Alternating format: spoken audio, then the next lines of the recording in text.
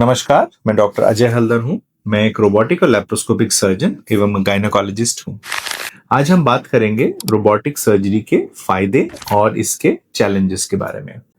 Robotic surgery, जैसे मैंने पिछले वीडियो में कहा, कि एक इंटरफेस है, एक ऐसी मशीन है जो सर्जन और पेशेंट के बीच में रहता है, और सर्जन जैसे जैसे उसको चलाता है वो मशीन वैसे वैसे उसको चलती है। तो इस स्थिति में कुछ नई नई टेक्निक्स हैं जिसका सर्जन इस्तेमाल कर पाता था, जो पहले नहीं संभव था। जैसे कि एक 3D विजन, बहुत ही एडवांस 3D विजन, जिसमें बहुत बड़े होकर के चीजें दिखती हैं। और जैसे हम एक ओरिजिनली किसी को देखते हैं, कोई स्क्रीन में ना देखकर किसी इंसान को, जब हम कि कौन हमारे पास है, कौन दूर है, कौन कितनी गहराई में है, ये जो गहराई का आभास है ये 3D में संभव होता है। और इसमें हम जो ऊतक हैं या टिश्यू हैं उनको हम सही से हैंडल कर पाते हैं।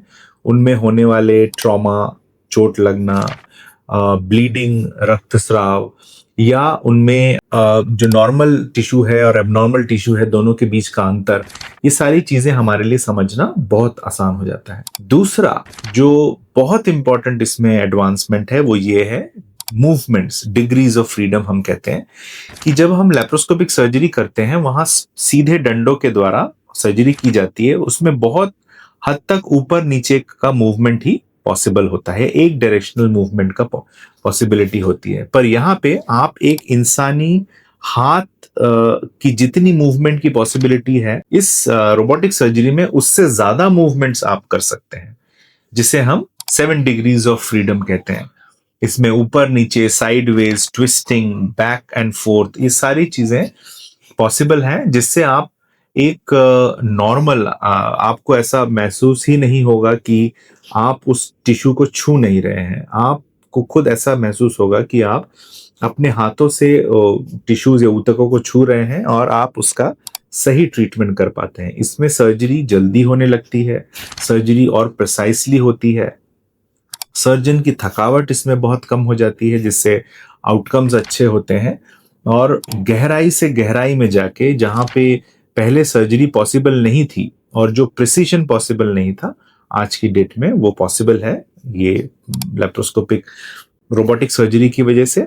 और ये रोबोटिक सर्जरी में जो इसके आगे फायदे हैं वो है एआई का इस्तेमाल।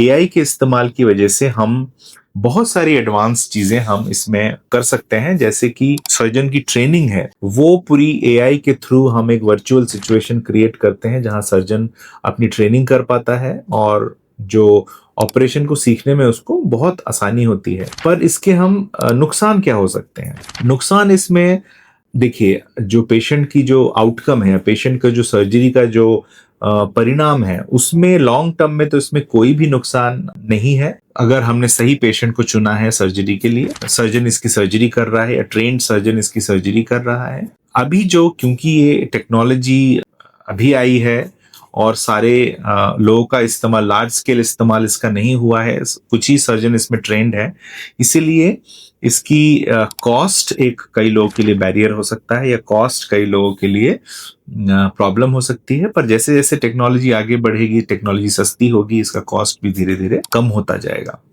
तो आज के लिए इतना ही, और हम रोबोटिक सर्जरी के बारे में और वीडियोस में आगे जानने की कोशिश करेंगे। आज के लिए धन्यवाद।